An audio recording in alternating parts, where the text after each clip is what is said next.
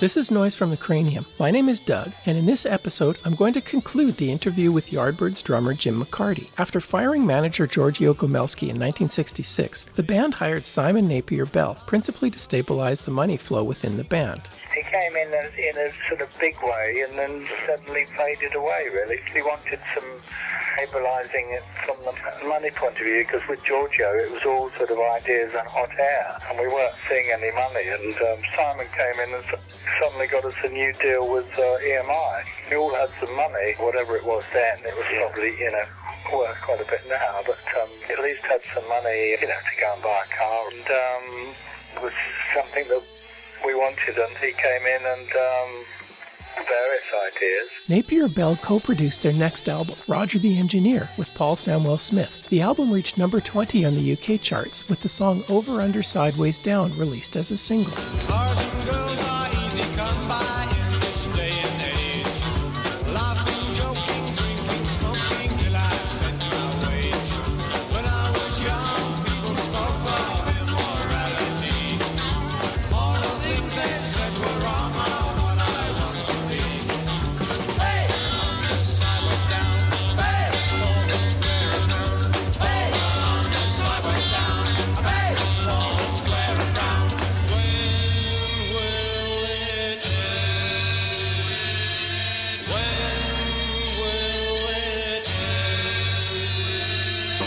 '66 was a period of transition for the band. In the summer, after a shambolic gig where Ralph was out of his head drunk, bassist Samwell Smith quit to pursue a career as a record producer. When he sort of left, he always saw himself as a producer and turned his back on being a musician. McCarty and Samwell Smith had known each other since they were kids. Well, we were at grammar school. We lived in the same area. We both lived in Teddington in Middlesex. Ironically, they still live in the same country as one another. We both live in France. France is a big country. Yeah, he probably lives about 500 miles away. But they don't keep in touch. In the mid-'80s, Samwell Smith joined original core members Drea and McCarty for the Box of Frogs albums. Essentially a Yardbirds reunion, the albums featured appearances by both Beck and Page. He came back in for the Box of Frogs, but he was always very, not very confident about it.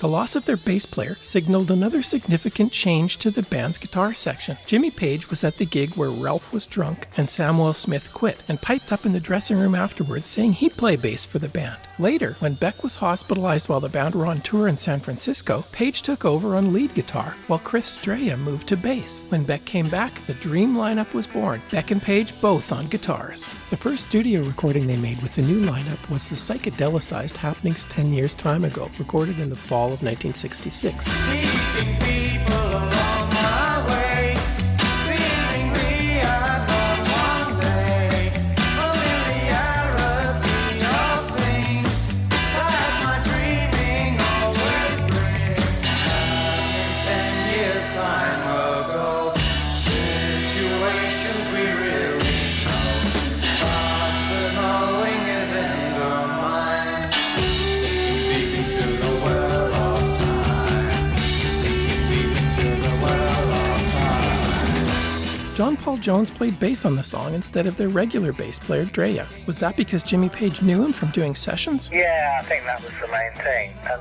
John was a great musician.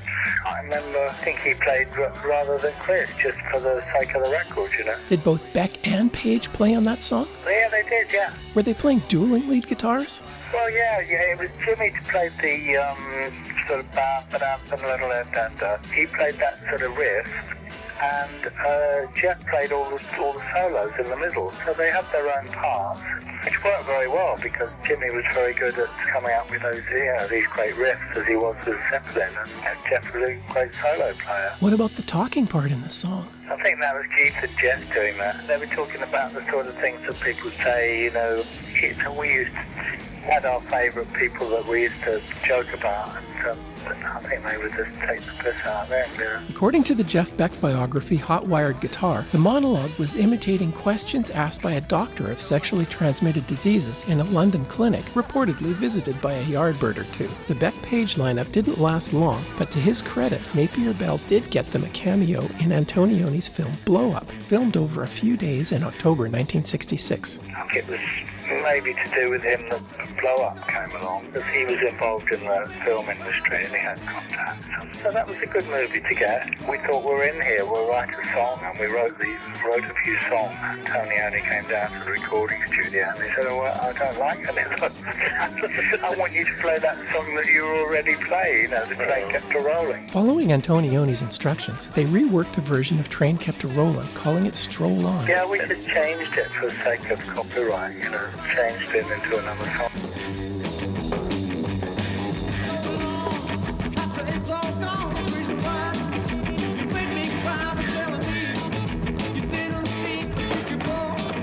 I love no more if you want to know I love you so, and I know that you will. I'm so alone, when you see I'm so alone. When you really love me, I'm so alone. But I tell you right, I'm so alone.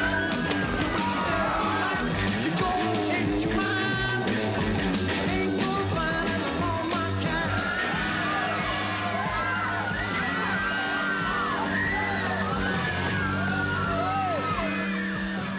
That film appearance is a wonderful document of the short-lived Beck Page era. Following the filming of Blow Up, the Yardbirds headed out on a 33-date tour of the U.S. on Dick Clark's Caravan of Stars tour. Jeff Beck quit just a few gigs into the tour, leaving Page as sole guitarist to carry on the Yardbirds' legacy. Success on the singles chart was declining, so they dumped manager Napier Bell. Instead of moving further into the psychedelic sound, their record label hired Mickey Most, then known as a hitmaker. The musical landscape was changing, and Mickey Most didn't seem to have his finger on the pulse of the record-buying public anymore. In the end, he wasn't a good choice for the Yardbirds. He's much too commercial for us, and I don't think he really knew what we were about. He just, well, in those days it was all about getting another hit single, which is something that he was very good at, but a hit single for us didn't really choose the right songs.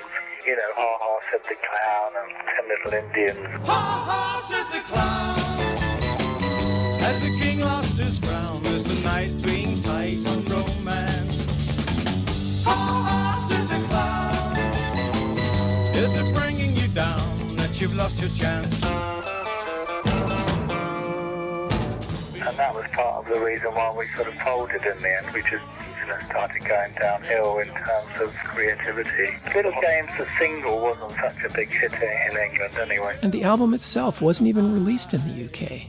Yeah, that's very odd, isn't it? I don't know why that happened. I didn't know till quite recently that was the case. I thought it was always, it had come out in England, but EMI England obviously weren't interested. After Little Games flopped, Most began to steer away from rock bands and left the managing of the Yardbirds to his business partner, Peter Grant. The band started changing their concert approach, becoming more experimental and heavier. In 1967 and 68, with future Zeppelin manager Grant in tow, Page and the Yardbirds stormed across America and Canada. McCarty recalls playing Vancouver in 1967, and they were even interviewed for CBC TV's Let's Go music show. Yes, what was it, the Semi Spring? I remember that because I had a great aunt that lived in Vancouver, and I remember seeing her when I was at Hill. She's passed on. She was about 90 then. McCarty recalls seeing Jake Holmes in New York when he opened for the Yardbirds, and talks about how Dazed and Confused was introduced into their live set. He opened for us, yeah. We were playing in New York. He opened for us, and I happened to see him. I was standing up beside the stage and had a few songs, sort of folk songs, and then they suddenly went into this riff, and I thought, oh, this is a good riff. This is the sort of song we need, because we were quite short of material. And I went down and bought his album, and we worked out a version of that song, and we did it. And then, we used to do it in the old days, and then it got done by Zeppelin.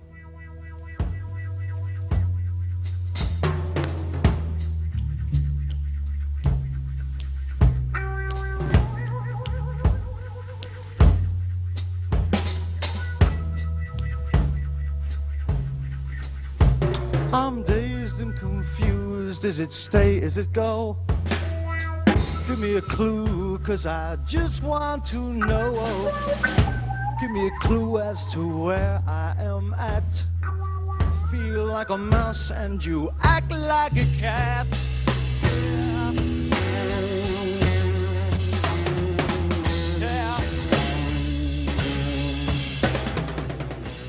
The final split would occur in the summer of 1968. Singer Ralph and drummer McCarty would choose a folk-classical hybrid, eventually forming the band Renaissance. Bassist Drea became a photographer, and Jimmy Page picked up the pieces and formed a little band called Led Zeppelin. In 1971, Epic Records released the album Live Yardbirds with Jimmy Page, hoping to cash in on Zeppelin's popularity at the time. Page blocked the release and the album was pulled from their shelves. McCarty explains why. I don't know, I think he was just trying to protect the Zeppelin, really. Yeah, I think he was just thinking, everyone knows, what Dazed and Confused came first.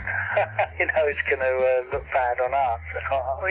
From his point of view, look bad on Zeppelin. And maybe he was trying to protect his interest in the song. It would take over 45 years, but it would seem that Page finally got over it by 2017 as he released the concert in a box set as Yardbirds 68. Following their 1992 induction into the Rock and Roll Hall of Fame, McCarty and Drea began to tour again as the Yardbirds, a partnership that would last for the next 20 years. Drea retired in 2013 due to health problems, but McCarty continues to the present. There's no denying the legacy of the Yardbirds as launching pad for three of the greatest guitarists in rock history. Each guitarist had his own style, pushing the musical boundaries every step of the way, from the pure blues that Clapton brought to the band to the fiery and inventive playing of Beck and the harder-edged rock that Page would perfect after the band folded. My thanks to Rob Frith from Neptune Records for the use of the interview, and to Jim McCarty for sharing his cool stories. I'm going to leave you with a funny anecdote from McCarty, who was talking about the monetary benefit of other bands both sampling and doing cover versions of the Yardbirds songs. Funny enough,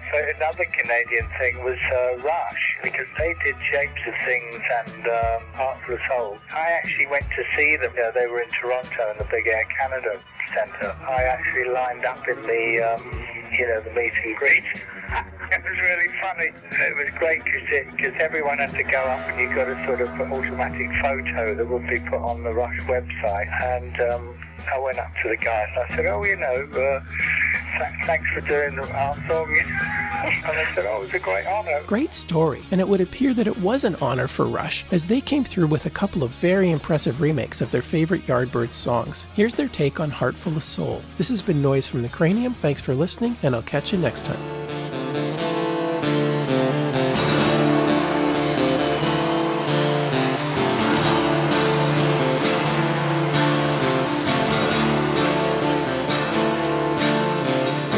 Sick at heart and lonely, dark despair, thinking one thought only, where is she, tell me where, and if she says to you, she don't love me, just give her my message, tell her of my plea. And I know that if she'd have me back again, that I would never make her sad. I've got a heart full of soul.